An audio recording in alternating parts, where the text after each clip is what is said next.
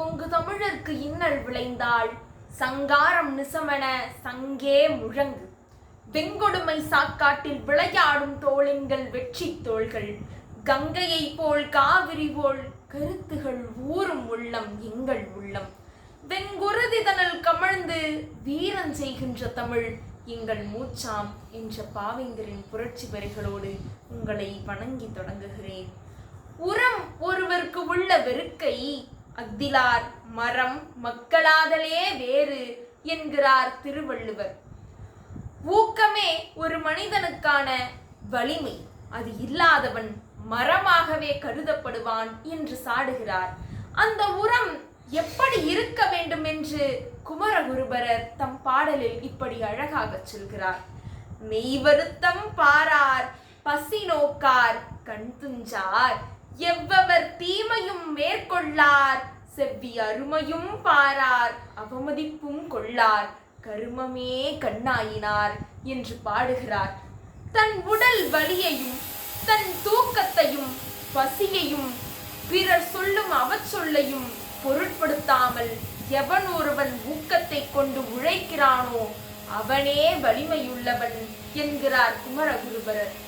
அப்படி ஊக்கத்தை கை கொண்டு உழைத்து இந்த நாட்டை முன்னேற்றியவர்தாம் அப்துல் கலாம் ஐயா அவர்கள்.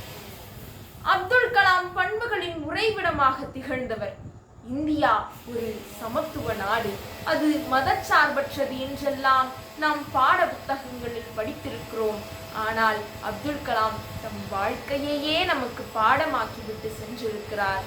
பறைச்சியாவது ஏதடா பணத்தியாவது ஏதடா இறைச்சி தோல் எலும்பிலும் இலக்கமிட்டிருக்குதோ என்ற சித்தர் பாடலை நாம் கேட்டிருப்போம். அதை தம் வாழ்க்கையில் அவர் செய்து காட்டியிருக்கிறார். தான் ஒரு இஸ்லாமிய குடும்பத்தில் பிறந்திருந்தாலும் இந்து சமயத்தாருடன் சிறுவயது முதலே இணக்கமான நட்பு கொண்டிருந்தது மட்டுமல்ல, ஒரு விழாவில் அவர் பேச சென்றிருக்கிறார். அங்கு அவரது கையில் மெழுகுவர்த்தியை கொடுத்து குத்து விளக்கு ஏற்ற சொல்கிறார்கள். விழாவில் பேச மேடை ஏறிய அப்துல் கலாம் சொல்கிறார், இந்த விழா இந்தியா ஒரு மதச்சார்பற்ற நாடு என்பதையே எதிரொலித்துக் கொண்டிருக்கிறது. நான் ஒரு இஸ்லாமியன், என் கையில் இருந்த அந்த மெழுகுவர்த்தி கிறித்தவத்தின் குறியீடு, நான் ஏற்றிய அந்த குத்து விளக்கு இந்து சமயத்தின் குறியீடு. இந்த விழா இங்கு இந்தியாவை ஒரு மதச்சார்பற்ற நாடு என்பதை எதிரொலித்து காட்டுகிறது என்று சொன்னார். அந்த அரங்கமே கைத்தட்டல்களால் நிறைந்தது. அப்துல் கலாம் ஐயா அவர்களின் தனிப்பட்ட வாழ்க்கை இப்படி என்றால், அவர் நாட்டுக்காக உழைத்தது ஏராளம் ஏராளம். அவர் செய்த அறிவியல் தொண்டுகளும் அரசியல் தொண்டுகளும் எண்ணிலடங்காதவை. இந்திய செயற்கைக்கோள் நிறுவனத்தின் ஏவுகணை வடிவமைப்பாளராக இருந்து இந்தியாவின் ஏவுகணை நாயகனாக திகழ்ந்தது. 11வது குடியரசுத் தலைவராக பொறுப்பேற்று பல அரசியல் தொண்டுகளை நாட்டிற்கு ஆற்றியது. அது மட்டுமல்லாமல் இதயத்தில் பொருத்தப்படும் பேஸ்மேக்கர் என்ற கருவியை எடை குறைவாக தயாரித்து வெறும் வெற்றி கண்டது. இவையெல்லாம் அவரின் சாதனையின் நுணுக்கங்கள். இவற்றை விடவெல்லாம் அவரிடம் இருக்கும் ஒரு நலன் ஒன்று இருக்கிறது. வள்ளுவர் சொல்கிறார், குணநலம் சான்றோர் நலனே பிறநலம் எந்நலத்து உள்ளதும் அன்று என்கிறார். சான்றோருக்கு குணநலன்தான் முதன்மை நலம், பிற நலமெல்லாம் எந்த நலத்திலும் ஏற்றுக்கொள்ளப்படாது என்கிறார். இந்த குணநலம் அப்துல் கலாமிடம் எவ்வளவு இருந்திருக்கிறது என்பதை அவரது மேடை பேச்சின் மூலம் காணலாம். அவரின் மேடை பேச்சை விட அவர் மாணவர்களிடம் கலந்துரையாடுவதையே அதிகம் விரும்பினார்.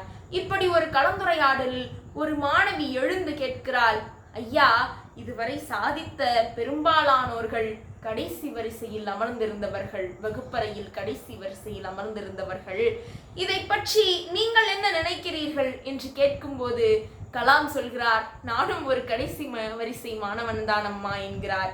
அரங்கமே கைத்தட்டுகிறது. ஆனால் அதன் பிறகு அவர் சொன்ன அந்த கருத்துதான் அந்த மாணவர்கள் மனதில் நிலையாக நிலைத்து நிற்கிறது இன்றளவும். ஆசிரியர்களுக்கு நீ கடைசி வரிசை மாணவன், முதல் வரிசை மாணவன் என்றெல்லாம் கணக்கு பார்க்க தெரியாது. அவர்கள் பாடம் நடத்துவது ஒட்டுமொத்த மாணவர்களுக்காகவும் என்று ஆசிரியர்களை பற்றிய பெருங்கருத்தை அங்கு விதைத்தார். அவரின் இறுதி மூச்சு கூட மாணவர்களிடம் இருந்த கலந்துரையாடலிலேயே முடிந்து போனது.